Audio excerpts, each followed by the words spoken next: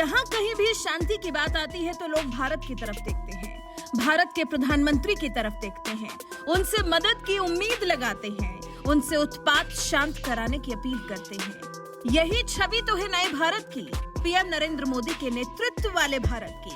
फिर भारत भी शांति स्थापित करने के लिए अपनी कोशिश भरपूर करता है। वो पीएम मोदी ही थे जिन्होंने आंख से आंख मिलाकर पुतिन को समझाया था कि ये युद्ध का नहीं है। जब फ्रांस समेत कई देशों ने पीएम मोदी के इस कदम की तारीफ की थी, हालांकि अब लग रहा है जैसे यूक्रेन के राष्ट्रपति ज़ेलेंस्की भी पीएम मोदी से उम्मीद लगा रहे हैं। तभी तो सोमवार को यूक्रेन के राष्ट्रपति ज़ेलेंस्की ने पीएम मोदी से फोन पर बातचीत की है।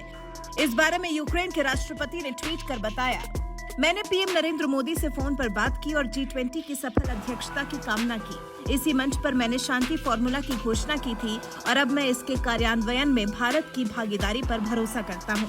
ज़ेलेंस्की ने संयुक्त राष्ट्र में मानवीय सहायता और समर्थन के लिए भी पीएम मोदी को धन्यवाद दिया। वोलोडिमिर ज़ेलेंस्की ने ट्वीट कर ये भी लिखा कि मैंने संयुक्त राष्ट्र में मानवीय सहायता और समर्थन के लिए भी उनका धन्यवाद दिया। फिर ज़ेलेंस्की ने टीवी के माध्यम से लोगों से बातचीत भी की। Ще одне. Сьогодні говорив з прем'єр-міністром Індії. В наступному році саме Індія головуватиме у Великій Двадцятці. Побажав пану Моді плідного головування, причому плідного не для когось окремо, а для усіх у світі, хто цінує мир.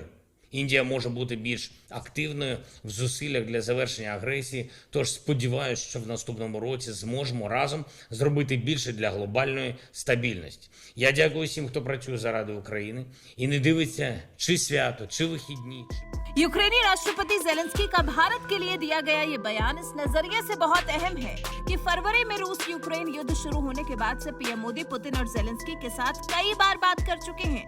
वो दोनों देशों से संघर्ष का रास्ता छोड़कर कूटनीति और वार्ता के रास्ते पर लौटने की अपील कर चुके हैं। और अब जब इस बारे में पुतिन तो दिलचस्पी ले ही रहे थे, पुतिन के बाद ज़ेलेंस्की ने भी शांति वार्ता के लिए पीएम मोदी से बात की है, तो कयास ऐसे लगाए जा रहे हैं कि अब युद्ध जल्द ही खत्म होने वाला है। लेकिन दोनों देश इस युद्ध को खत्म करने के लिए भारत की मध्यस्थता चाह रहे हैं। पीएमओ ने इस बारे में कहा, दोनों नेताओं ने द्विपक्षीय सहयोग को मजबूत करने के अवसरों पर चर्चा की। पीएम मोदी ने यूक्रेन के अधिकारियों से भारतीय छात्रों की निरंतर शिक्षा की व्यवस्था करने का अनुरोध किया, जिन्हें इस साल की शुरुआत में यूक्रेन से वापस आना पड़ा था। ज़ेलेंस्की ने कहा, मैंने भारत से अपने शांति फॉर्मूले पर भी समर्थन मांगा है।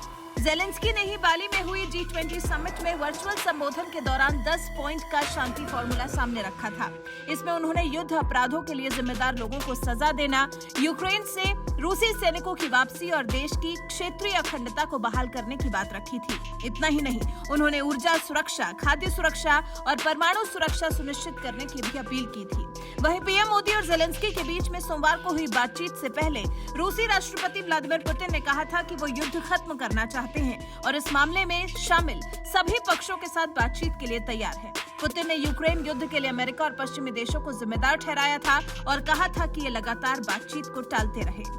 16 दिसंबर को पीएम मोदी और राष्ट्रपति व्लादिमीर पुतिन के बीच फोन पर बातचीत हुई थी।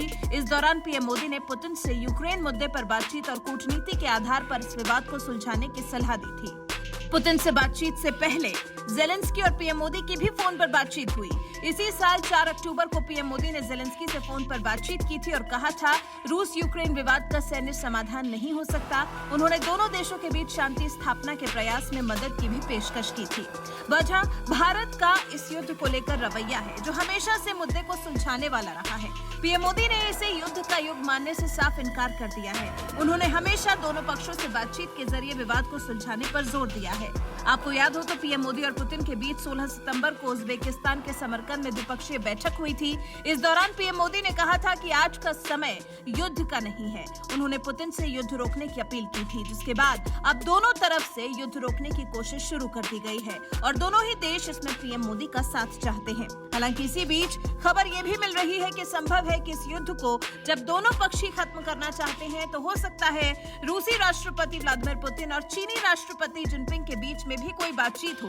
कहा जा रहा है कि दोनों के बीच में इसी हफ्ते वीडियो लिंक के माध्यम से बातचीत होगी।